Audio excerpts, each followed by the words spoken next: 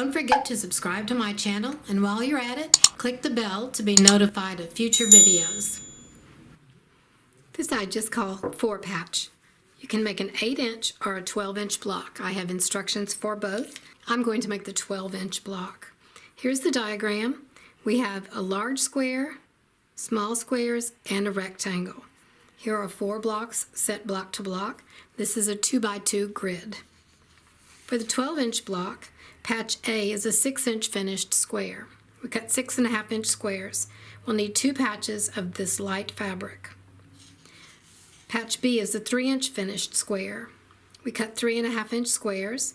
We'll need 2 patches of the background and 2 patches of the dark fabric. And patch C is a 3x6-inch finished rectangle. We cut 6.5 by 3.5-inch rectangles, and we need 2 patches of the dark fabric. The 8-inch block diagrams are down here. The Quilt dies are here for the 12-inch and here for the 8-inch block. What's good about the 8-inch block is you can use your jelly roll leftovers and your charm squares leftovers if you're making a scrappy quilt.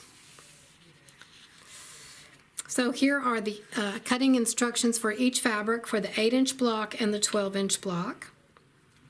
And it's simple, so simple to piece. We're first going to piece the B units together, then we're going to add the C unit to the side, then put the block together. Here are my fabrics. These are the large 6.5-inch cut squares. These are the 3.5-inch squares, and then the rectangle. So we'll take this, we'll take these, and piece them like this, and press the seams open, and we'll have 2 of these. Now we take these squares that we just sewed together, and we're going to stitch the rectangles like this and press the seams open. Now we just look at the diagram and put the block together. The small squares will be touching each other. Stitch these 2 together and these 2, press the seams, and stitch the rows together.